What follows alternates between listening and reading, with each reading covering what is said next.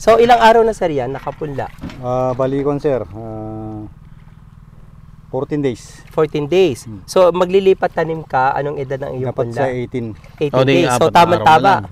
Pwede na siyang sprayan ng Adabus kasi hindi kayo nakapag-seed treatment. Oh. Okay. So, pag sa punlaan, pag mag-i-spray tayo ng Adabus, sisiguraduhin natin na walang tubig. Opo, sir. Opo. Tapos yung pag-i-spray natin, hindi sa foliar. Ibig sabihin, itututok natin sa lupa, para makasigurado tayo na makakarating ang Adabus sa ugat ng ating tanim. So ngayon mag-i-spray tayo. Gusto mo bang matuto ng agribusiness, crops, livestock and poultry, aquaculture, at ma-inspire sa mga success stories? Agribusiness, how it works! As a YouTube channel, Agribusiness features entrepreneurs, farmers, organizations, OFWs, investors. However, beyond our usual content and official endorsements, Agribusiness does not engage in other business dealings with them.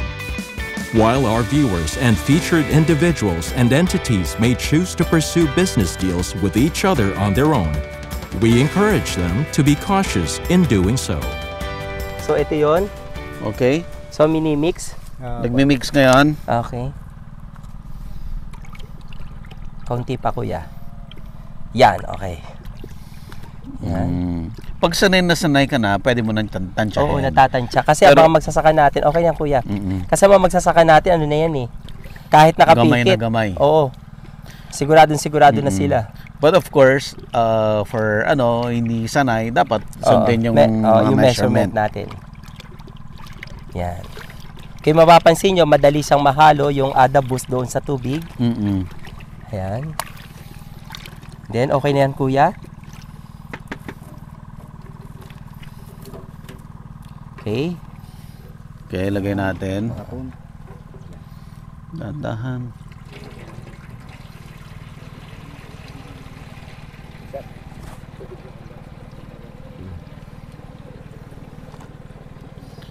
Ilang litro na tubig po yan?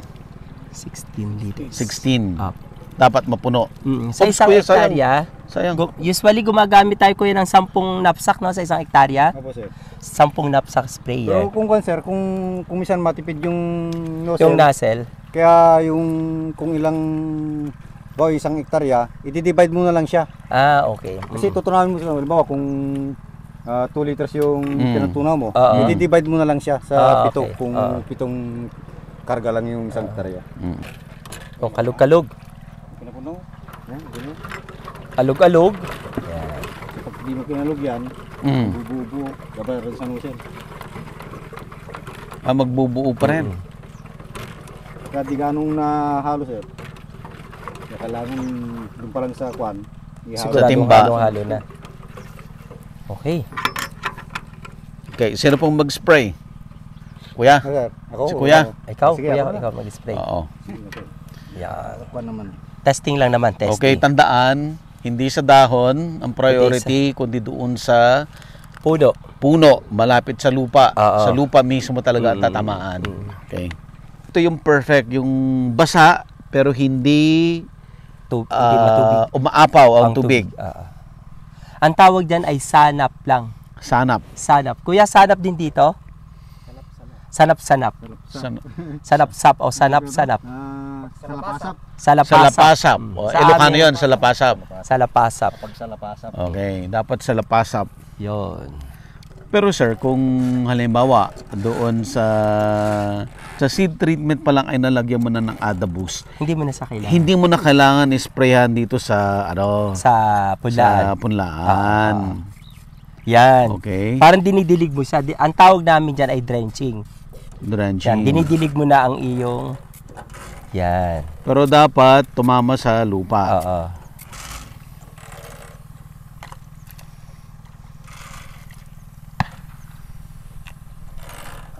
Sisiguraduhin na tatama sa lupa. Ayan. Kasi normally yan, mataas yung nila, spray nila, no? Tsaka mist. Talagang mist. Yan, ito medyo, dapat tubig. Medyo tutok o tubig. Tutok. Yan. Kuya, tignan nga lang natin yung buga ng... Ayan, ganyan dapat ang buga. Pakibaba pa kuya. Yan. Yun, ganyan dapat. Nadidilig siya. Dilig. Hindi mist. Ayan.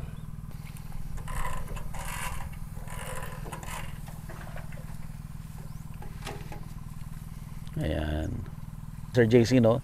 4 days before transplant. Yeah, 4 to 5 days. Bakit 5 po days. Kasi 4 to 5 days? Pag una, para siguradong buhay na, nakakapit na sa ugat yung adabus, yung Okay. valve. Pangalawa, sobra na kasi siyang hahaba ang ugat. Mahirap na siyang bunutin. Bunutin.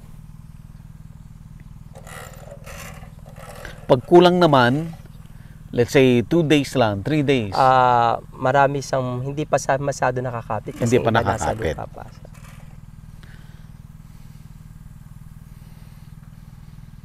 Tsaka kasi ang isa kasing problema sa punlaan, kaya medyo dinidiscourage namin sa pulang kasi halimbawa nag-spray ka ngayon, walang tubig. Paano kung umulan mamaya? Hindi natin control ang weather. Pag inulan siya at binaha, wala na, tangay-tangay. So talaga ang recommendation talaga ay seed treatment para sigurado siya. So ito remedyo lang in the event na hindi mo nagawa sa seed treatment. Seed treatment. Okay, let's go. Okay na, sir. So worth it na ba ang ating pagod? Para pumunta rito. Pwede tayong dumaan dito at dire-diretso, sir, ano? Dini. So si sir, hindi siya nakapag-seed treatment para sa punlaan na to. So the worst case scenario, pag hindi ka nakapag-seed treatment, pwede mong i-spray ang adabus doon sa punlaan. So gagawin mo siya 3 to 5 days bago mo siya bunutin at ilipatanin, doon ka mag-i-spray ng adabus. At sa pag-i-spray ng adabus, sisiguraduhin lamang na walang tubig ang ating punlaan. Sa Tagalog po ang tawag namin doon ay sanap lang.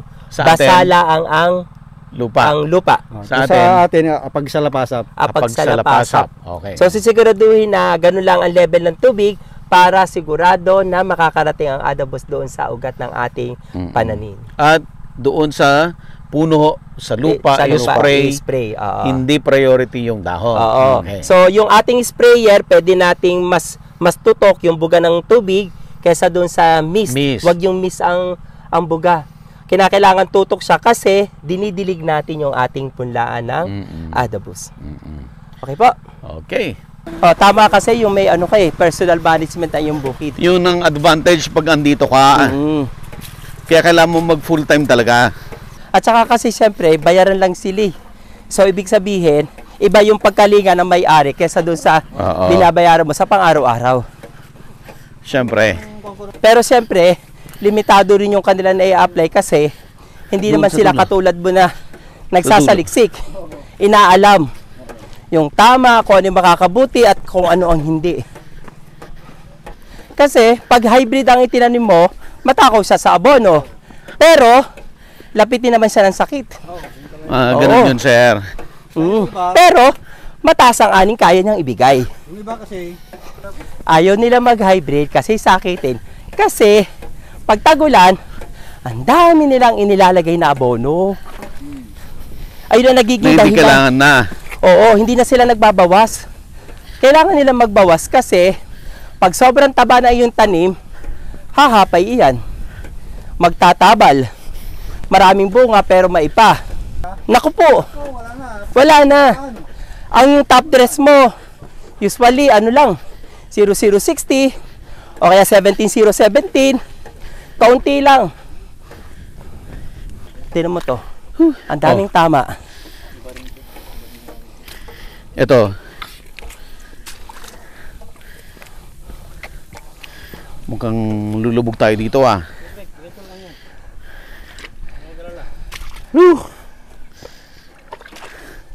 Sir. Tulungan tayo. Tignan mo sila, na mga farmer. Pag nag-abono, basta na winiwisik ko, kahit walang tanim, may abono.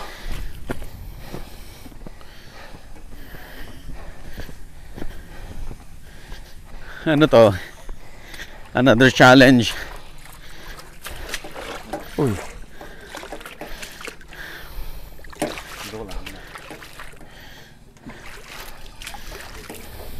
Ako. Teka, sir.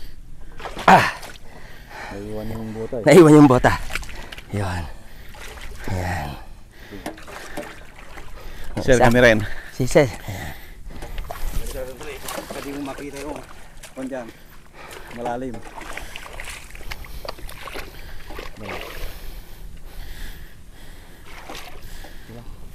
Dito lang.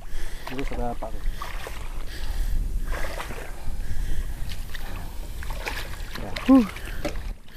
Yun. Oops.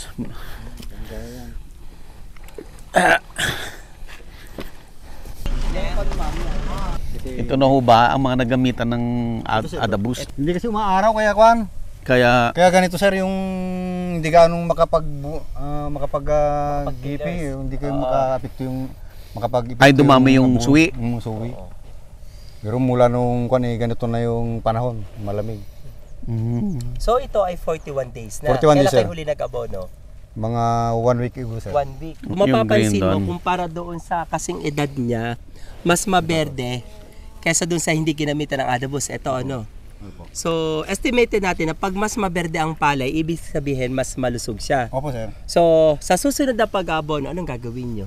May pagbabawas na tayo sir. Oh, magbabawas ka tayo. na. Opo. Oo. So, yun ang kagandahan. Dahil gumamit ka ng adabus, maganda ang ugat mo, maraming ugat, mas maraming abono na kukuha sa lupa. So, mas maberde siya. Darating yung time, magbabawas ka na ng abono. Kasi, hindi naman po pwede sa palay kasi yung super dark green. Kasi yung dapat yung kwan ito, yung application ng itong mga hybrid nito, dapat yung 35 days dapat nakakuha na siya. Ilan bang ano to? 95? 112 days sir. 112 days. So, 50 days nga. 50 days, maglalagay ka na ng 0060. Pwede mong abono. Last na ho ba yan? Yung 0060 last Last na na po yan? sir. Saka depende rin kasi yung panahon sir kasi pagka panay ng ulan nadidili yung kwan yung pagsabog ng abono. Oo. Kaya yung singan application ko nadili na siya eh. Pero ito, yung tiles na dahil sa palaging umuulan o kaya malamig, hindi siya talaga nakakaano, maraming gigi. Pagsuwi. Hindi makasuwi. Ito yung kasabayan niya na sir. No? Kasabayan na lahat to sir ito. Ito lang, Pansinin itong niyo yung kasabayan tapat niya, lang oh. natin. Pantayin niyo. Obserbahan niyo yung kasabayan niya. Marami siyang tama. Lapitan Palagay nga niyo natin sir, bakit marami siyang tama? Ito, kumpara dito, samantalang magkadikit lang naman siya. Ano nyo? Toto, ang dami niyang tama, oh. Magkadikit lang naman siya, sabay siya. Palagay niyo sir. Pagkana niya ng kwan yung nutrients sa lupa. Hindi ganong makahigop, makasipsip ng nutrients. Kasi ang palay kasi parang tao din yan eh. Para hindi sasakitin, kailangan palakasin ang kanyang resistensya. Para palakasin ang kanyang resistensya, kumain siya ng sapat na pagkain, tamang pagkain. So kapag gumagamit ka ng adabus, sapat na pagkain ang iyong nakakain, mas malakas ang resistensya ng iyong tanim. Opo. Ayun. So, yun ang kagandahan pag gumagamit ka ng adabus, biofertilizer. Punta natin dito. May isa kayong observation na makikita. Kung kumatala sa inyong mata, tingnan nyo yung taba ng mga tailors niya. Tingnan nyo yung taba. Di ba matataba siya? Punta tayo dito. Tingnan nyo yung mga tailors niya. Parang anemic. Tingnan nyo yung tailors niya o mga pet. Kumpara doon na matataba. Tingnan nyo sir siya. Pwede ba tayong bumunot ng isa dito? Hindi kayo magalit sir. Sige nga, bumunot Sige tayo. nga, Tingnan bumunot natin. tayo ng isa. Tapos compare natin dun sa isa. At yun, ang hirap bunutin ano? Yan. Babalik din natin. Babalik.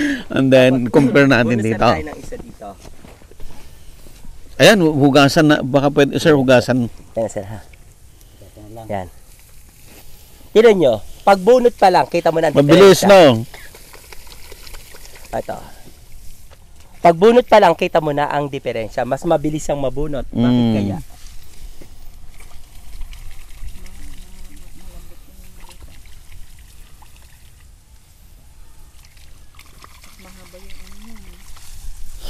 Tingnan nga natin. Mas madami at mas mahaba yun. Tingnan nyo. Mas malaki ang clump ng ugat doon sa ginamitan ng adabus. Asan pa yung... Ito ang hindi ginamitan ng adabus. Ito. Mas malaki ang clump niya. Pero tingnan nyo ha. Tingnan nyo to. mas marami siyang ugat kumpara dito. Pero alin ang mas mahirap bunutin? Ito o ito?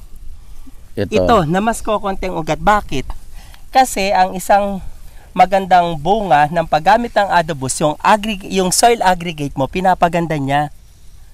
Kaya mas madali siyang mabunot kahit mas malalaki at mas marami ang kanyang ugat kumpara dito. Dito basically matigas na ang kanyang lupa kaya mahirap na siyang bunutin. Isa sa benepisyo na paggamit ng adobus biofertilizer. Ayan. Tapos tingnan nyo, kumpara ang kulay. Mas berde siya kumpara dito. Kasi ito, dahil marami siyang ugat, mas marami siyang sustansyang nakuha galing sa lupa kumpara dito. So expected na magbabawas ka ng abono sa huling application. Yan. Sir, ano nga natin? Hugas nga natin mabuti. Tingnan nga natin, sir. Tingnan mo, ibang-iba ang kanya tiller kumpara dito. Oo. Sa yung dahon niya, mas malalaki. O dahil sa ano yan, sa hybrid? Sir, parehas lang siya. Parehas sila hybrid. Ito. Ayan. Ito yung hindi ginamitan. Maraming ugat to. Ayan. Ayan. Pakita natin, sir. Mas malaki ang clump ng ugat. Makapal, no? Oo, makapal. Madami. Ito ang ginamitan ng adobus, mas makapal, mas marami siyang ugat kumpara sa hindi ginamitan ng adobus na ito lang yung kanyang mga ugat kumpara dito. Yan ang madami. Yan. So expected, mas sturdy siya, hindi siya basta hahapay. Pangalawa, dahil mas marami siyang sustansya na kukuha sa lupa, mas berde siya kumpara dito. Ibig sabihin, sa huling application ng abono, magbabawas ka na ng abono. Yun ang benepisyo ng paggamit ng adobus biofertilizer. Same age yan po, no? Sir? Same age. Yeah, 41 days. 40 or less the same size. So mapapansin nyo din mas maraming tama ng sakit. Maraming ito kumpara dito. Ibig sabihin, mas malakas ang resistensya ng palay na ginamitan ng adobus kumpara dun sa hindi ginamitan ng adobus. Kasi isang function ng adobus, yung soil aggregate, pinapaganda niya. Maitim ang lupa. Pumunta ka rito. Tingnan mo to. Tingnan mo ang lupa niya. Brown. Yun kasi ang katangian ng magandang soil aggregates, magandang structure ng lupa, yung ganun.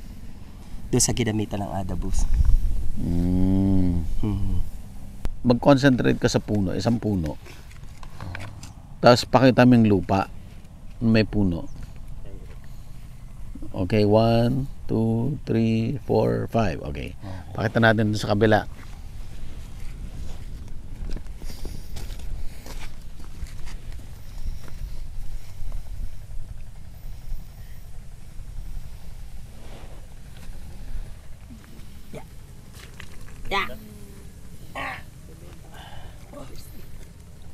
Ayan, oh. Tingnan mo siya.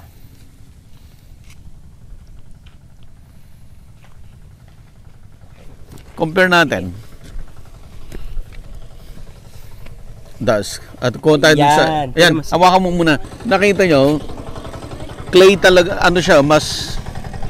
Ito ang karakteristik na mas magandang lupa. Maitim siya. Kumpara dito sa nag-yellow. Brown. Oo, nagpa-brown siya. Tapos parang mas buo. Yan siya. Yan. Yan. Saka kaninang kinuha mo, mas mahirap mong kinuha, no? Oo, ito ang bilis Ito, lang. mabilis. Oo. Parehas siya noong mas madaling bunutin ang palay na galing dito na ginamitan ng adobus kaysa dito na hindi ginamitan ng adobus. Mas mabilis ang bunutin. Yan. Mas mabilis ang bunutin pero mas marami siyang ugat kumpara dito. Kasi maganda ang soil aggregates ng ginamitan ng adobus. Okay. Stamon. Kaya mayaman na ako, oh. May lupa na ako sa kuko. Sir, yung 20 hectares mo, pundar mo yan? Ano sir, yung iba, sanla ko lang. Sanla. Okay. Kasi mas maganda yung sanla lang kasi Wala, di mo binubuisan. Eh pagka kuan, mahirap din yung i-dispose pagka sarili mong lupa. Magkano ang sanla nun? Mga kuan sir, yung Million din. oh, ang isang hektarya mga 1.5 ano. Ha? Tapos pala. Malakas Magkano bang per hectare dito pag bibilin mo? Ako na sir, mga 3M na yun. Ah. 3 point something lang. Kasi gilid na kalsada. Oh. Tsaka maganda yung kuan kasi dito, yung lupa dito. Maganda yung hindi kaya sa iba na yung kuan na, makalawang o kaya kuan. Dito Pero out of 20 hectares, ilan yung talagang sayo? 3 lang siya. 3 lang yung sarili ko talaga. Okay na rin yun. Oo. Malaki na yun. Kasi pag kuan hirap din pagka sarili mo. Mahirap din. Oo. Mas maganda na yung ganyan, sanla-sanla lang. Tapos pag babalik din yung pera mo. Oo. Kumita ka pa kasi Kumita, nagamit mo. Yun ang kagandaan naman nun. May babalik pa kaya? Kung di babalik siya, sa Sa'yo akin na na. yung lupa. Ganun lang yun. Pupunta na sa iyong lupa. Kasi may mga kasulatan naman, may mga kuan naman eh. Pinanotaryo naman. Oo.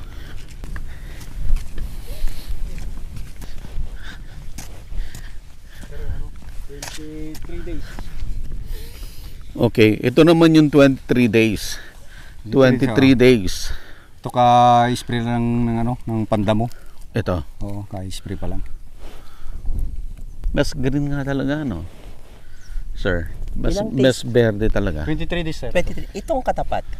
Halos kasabay din yun sir. Tingnan mo sir. Ang laki pa rin talaga ng pagkakaiba. Mas verde siya kesa doon. At kung papansin mo, maraming tama yun kumpara dito. Tingnan sir, ano? Ang dami niyang tama. Tingnan Bakit? natin. Ayun, Tsaka kung halos parehas lang, bakit hindi Maliit. siya ganong kalago? Maliit. Oh. Pabunot na tayo. Hirap mo ito.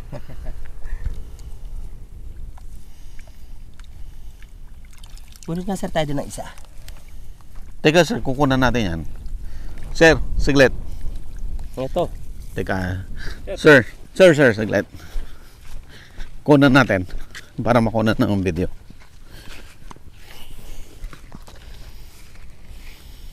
Sige sir. Ito sa natin dito. Yeah. Ito. Yeah. Iba talaga. Ibang-iba talaga. Sir, hugasan nga natin to sir para makita natin. Yan. Sir, yung ano? Ipakita natin sir. Ayan po. Ayan. So kita. So hindi pala ugat yun. Ayan pala. Okay. Ito pong puti, ito ang malusog na ugat. Yung mga puti. Yung mga puti, ibig sabihin siya yung buhay, siya yung malusog na ugat. Yung itim, patay na yon. Ang kung sumisip-sip ng sustansya, itong puti. Yan. Yung nasa dulo, ito, yan. Ayan. Okay. Ayan o. Yung difference. So makikita nyo, mas maraming tillers ang ginamitan ng Adabus at mas marami siyang ugat kumpara sa hindi ginamitan ng Adabus. Ayan. Bilang magsasaka, mas gusto natin na mas maraming tillers ang ating palay dahil ang tillers na ito ang magdadala ng bunga na siya magbibigay sa atin ng maraming ani. Ibig sabihin, mas maraming tillers, sigurado ka na mas maraming bunga, sigurado ka na mas maraming ani. Kumpara sa kokonting tillers, kokonting bunga, kokonting ani ang kaya niyang ibigay sa atin.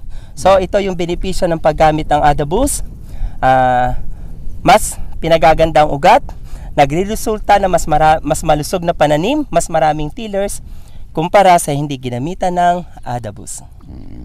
Sir, nakita natin yung do kayo ay talagang gumagamit na ng Adabus doon at pinakita natin yung mga pinagkaiba ng iba na hindi nagamitan. Ano pong masasabi niyo? Ang masabi ko sir, yung mga kapwa ko magsaka, dapat gumamit na ng Adabus para naman maging ganito rin yung kanilang mga pananim at maraming silang aanihin. Ayan. Sir, ano po ang pwedeng mensahe sa nanonood sa atin? may papayo ko, ang biofertilizer ay isang uri ng pataba, ay isang uri ng microorganism na kailangan natin bilang magsasaka. Tandaan natin, hindi lang dami ng ani ang pwede niyang ibigay, kung hindi, ibinabalik niya sa dating istruktura o ganda ang ating lupa, na siyang pundasyon ng lahat ng nabubuhay na halaman. So, mas magandang lupa, magre-resulta na mas magandang pananim, at mas magandang pananim, magre-resulta na mas magandang ani. Again, ito ay hindi competition ng ibang mga fertilizer, opo. but instead magtutulungan sila. Tutulungan ang AdaBoost, tinutulungan niya na mas maraming abono o nutrients o sustansya na ma-absorb ang ating mga halaman. Ayan. Sir, saan makakabili ng AdaBoost? So ang AdaBoost po, meron po tayong mga branches, may sarili pong branches sa mga ang Adam po sa inyong mga bayan, at meron din pong mga tindahan ng agricultural supply. Pumunta lang po kayo doon magtanong at makakabili po kayo ng AdaBoost. Hindi lamang isa sa mga agricultural supply.